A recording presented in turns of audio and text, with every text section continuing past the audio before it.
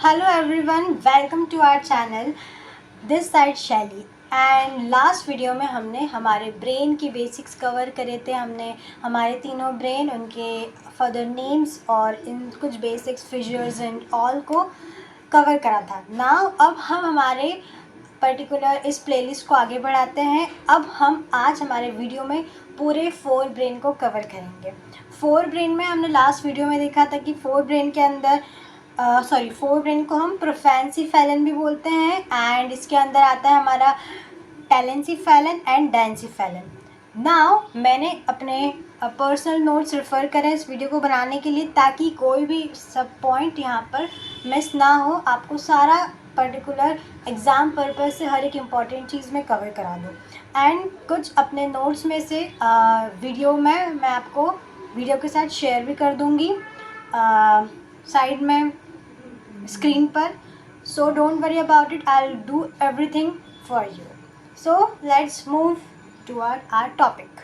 सो 4 brain का structure, 4 brain का structure, उनके particular further parts, telencephalon diencephalon में कौन कौन सा पार्ट आता है, हम वो सब कवर करेंगे। सो सबसे पहले हम डायंसीफेलन को देखते हैं। डायंसीफेलन में जो आते हैं उसमें आता है एपिथैलेमस, थैलेमस और हाइपोथैलेमस। हमारा 4 ब्रेन 2 हिस्सों में डिवाइडेड है, टेलेंसीफेलन, डायंसीफेलन। डायंसीफेलन के अंदर जो पार्ट्स आते हैं वो 3 पार्ट्स है यूजुअली, जो जिनके नाम है हाइपोथैलेमस, थैलेमस, एपिथैलेमस। जितने भी ये थैलेमस वाले जो नेम है, ये सब हमारे डायंसीफेलन के पार्ट्स हैं। और टेलेंसीफेलन में आता है हमारा cerebral cortex, cingulate gyrus, corpus callosum, amygdala, hippocampus and all. ठीक है। और थैलेमस, हाइपोथैलेमस, एमिगडाला, हिप्पोकैम्पस, ये चारों मिलकर हमारा लिम्बिक सिस्टम भी बनता है। ओके, ये हमारे लिम्बिक सिस्टम का भी पार्ट है। सो अभी लिम्बिक सिस्टम तक नहीं जाते हुए सिर्फ हमारे 4 ब्रेन को देखते हैं। दैट आई ऑलरेडी सेड कि हमारे टेलेंसीफेलन में आता है सेरिब्रल कॉर्टेक्स। सेरिब्रल कॉर्टेक्स जो हमारा जो हमारा 4 ब्रेन है उसका 85% जो पार्ट है वो हमारा सेरिब्रल कॉर्टेक्स है। इसको हम सेरिब्रम भी बोलते हैं। ये एग्जीक्यूटिव फंक्शनिंग और मेमोरी में इसका रोल देखने को मिलता है। सेरिब्रल कॉर्टेक्स सेरिब्रम है, लार्जेस्ट एरिया है ब्रेन का, 85% एरिया है हमारा, और ये हायर ऑर्डर फंक्शनिंग के लिए रिस्पॉन्सिबल है। अगर आप इस वीडियो के साथ साथ नोट्स बना रहे हैं तो आप ऐसा करें, टेलेंसीफेलन डायंसीफेलन नाम लिखें और टेलेंसीफेलन का आगे ग्रीन डॉट या कोई सा भी डिफरेंट कलर का डॉट लगा दीजिए, डायंसीफेलन के आगे भी डिफरेंट कलर का डॉट लगा दीजिए। फिर उनके बेसिक्स मैं जो बोलती जा रही हूँ वो नाम, उसका थोड़ा सा डिटेल और उस पर उसी कलर की हाईलाइट कर देना, ताकि आपको समझ आ सके कि अच्छा टेलेंसीफेलन तो ग्रीन कलर का डॉट है, तो जो भी मैं उसके पार्ट्स बोल रही हूँ उन पार्ट्स के नीचे भी ग्रीन कलर की लाइन अंडरलाइन कर लेना, ताकि आपको याद करने में, उसको रिफ़र करने में इजी रहे। ठीक है। बाकी मैं थोड़ा सा उसको सिस्टमेटिक फॉर्म में अपलोड भी कर दूँगी। सो टेलेंसीफेलन में फर्स्ट जो पार्ट आता है वो होता है corpus callosum, cerebral cortex. Cerebral cortex को हम सेरिब्रम भी बोलते हैं। ये लार्जेस्ट पार्ट है ब्रेन का, 85% एरिया कवर करता है। ये हायर ऑर्डर फंक्शनिंग के लिए रिस्पॉन्सिबल है। सिर्फ हायर ऑर्डर फंक्शनिंग इतना याद रख लीजिए, काफ़ी एग्जाम पर्पस के लिए। हायर ऑर्डर फंक्शनिंग जैसे कि एग्जीक्यूटिव फंक्शनिंग, हमारा मेमोरी एंड सो ऑन। फिर आता है हिप्पोकैम्पस। हिप्पोकैम्पस ये डिक्लेरेटिव मेमोरी जो होती है हमारी उसके लिए रिस्पॉन्सिबल है। ठीक है, जो डिक्लेरेटिव मेमोरी उसके रिस्पॉन्सिबल हिप्पोकैम्पस।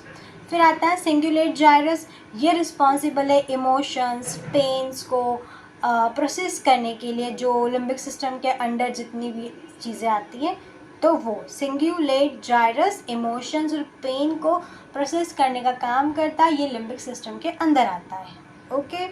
फिर आता है कॉर्पस कॉलोसम।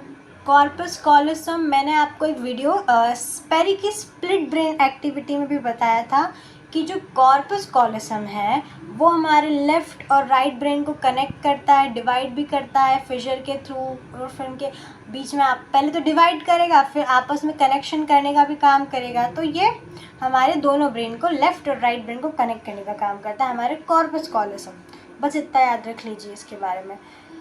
फिर एमिगडाला, एमिगडाला जैसे कि इमोशंस, जैसे कि फियर हो गया, एग्रेशन हो गया, या इमोशनल मेमोरी रिलेटेड कुछ इस तरीके की चीज़ों को प्रोसेस करता है।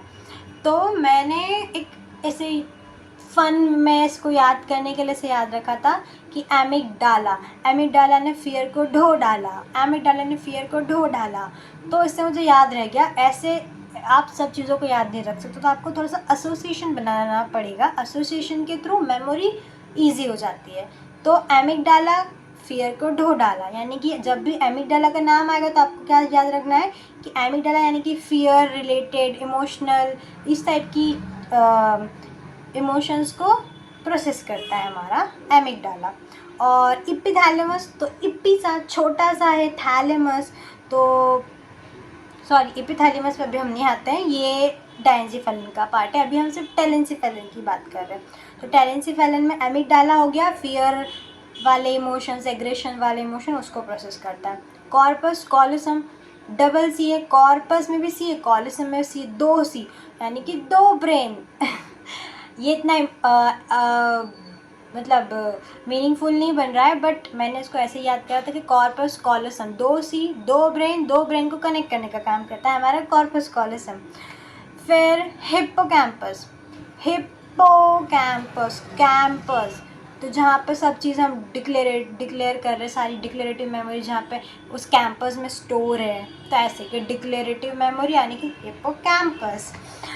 और सेरिब्रल कॉर्टेक्स तो यूजुअली सबको याद रहता है कि ये हमारा सेरिब्रम है, या हायर ऑर्डर फंक्शनिंग के लिए सेरिब्रल कॉर्टेक्स है ना।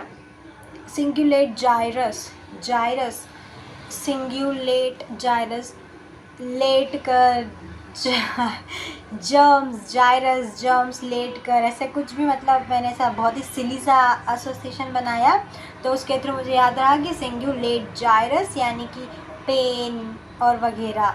ठीक है, तो ये हमारे टेलेंसिफेलन का हो गया, सेरिब्रल कॉर्टेक्स, सिंगुलेट जाइरस और कॉर्पस कॉलोसम और हिप्पोकैम्पस और एमिगडाला। ठीक है, अब डायंसिफेलन में तो मैंने बोला ना कि जो भी थैलेमस वाली चीज़ें वो डायंसिफेलन में जाती है। तो सबसे पहले जाते हैं हम थैलेमस पे। थैलेमस जो वो रिले स्टेशन का काम करता है, यानी कि इंफॉर्मेशन को आगे पहुंचाने का काम, फर्दर प्रोसेसिंग के लिए।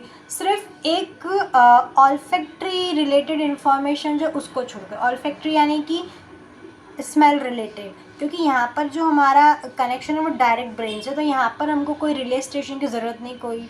तो सारी इन्फॉर्मेशन, सारी सेंसरी इन्फॉर्मेशन या अदर फर्दर इन्फॉर्मेशन को आगे पहुँचाने का काम करता है हमारा thalamus, except olfactory, smell related. ठीक है, अब देखो थैलेमस, थैला, तो हम इसको मैंने ऐसे याद करा था कि थैले में सारा सामान भरा और फिर उसको आगे पहुंचा दिया, रिले कर दिया, पहुंचाने को। अब रिले स्टेशन कैसे याद रखेंगे, हमारे स्कूल में रिले रेस होती थी, हम क्या करते थे, इधर से उधर पास करके आगे पहुंचाने का काम करते थे। कुछ भी हमारे हाथ में था तो एक दौड़ के जाता, फिर वो दूसरे को देता, वही सब।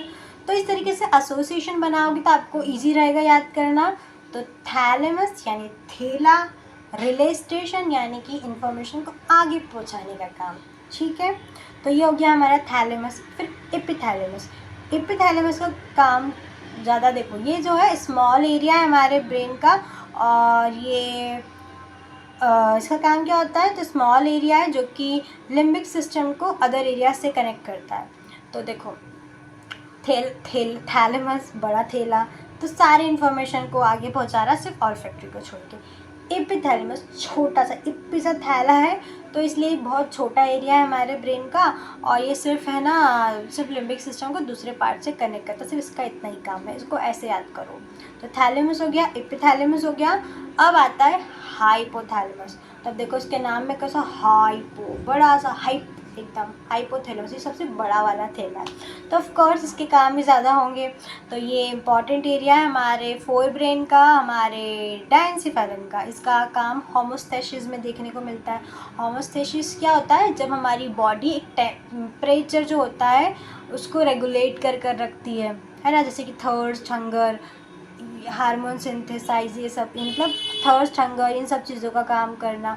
तो अगर थर्स्ट हंगर में किसका रोल देखने को मिल रहा है तो आप बोलोगे हाइपोथैलेमस। होमोस्थैसिस में तो वो भी हाइपोथैलेमस। और हार्मोन सिंथेसाइज में भी इसका रोल होता है, जैसे कि ऑक्सीटोसिन, वेसोप्रेसिन, इनको सिंथेसाइज करने का काम करता है। स्लीप वेक साइकिल में भी हाइपोथैलेमस का बहुत इंपॉर्टेंट रोल देखने को मिलता है। और ये स्लीप वेक साइकिल मतलब सर्काइडियम रिदम, हमारे बॉडी की एक सर्काइडियम रिदम होती है, एक स्लीप वेक साइकिल होती है, क्लॉक है ना, उठना सोना वो वाली, तो उसको भी रेगुलेट करता है। और ये एक सुप्राशियोमैटिक न्यूक्लियस, मुझे इसका नाम प्रोनाउंस करना अभी तक नहीं आया, सुप्राचियाज्मेटिक न्यूक्लियस भी यहीं कहीं फाउंड हो, मतलब पाया जाता है। तो ये चीज़ भी याद रखना, सुप्राचियाज्मेटिक न्यूक्लियस के बारे में अगर पूछ ले तो हाइपोथैलेमस का काम सबसे ज़्यादा ये थर्स्ट हंगर, होमोस्थैसिस, ये हमारे हार्मोन सिंथेसाइज जैसे कि oxytocin, vasopressin, sleep wake cycle, circadian rhythm, इन सब में काम देखने को मिलता है इसका। तो ये सबसे इम्पॉर्टेंट एरिया है। तो समझ में आ गया आपको बेसिकली क्या है हमारा फोर ब्रेन।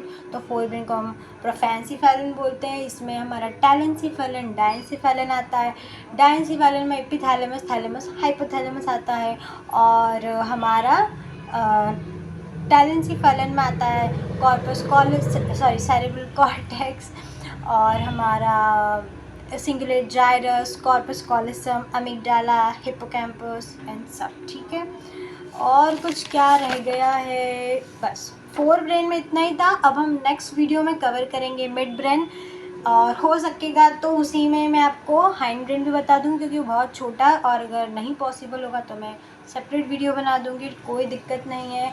और अगर आपको अभी पर्टिकुलर फोर ब्रेन से रिलेटेड कोई भी कन्फ्यूज़न हो, कोई डाउट हो, तो please let me know in the comment section. और if you have any query तो also let me know in the comment section. And appreciate करिए, लाइक करिए, कमेंट करिए, कोई डाउट हो तो भी कमेंट करिए। और कुछ फर्दर डिफरेंट टॉपिक्स पे वीडियोस चाहिए कोई फर्दर एग्जांपल्स के साथ तो बताइए।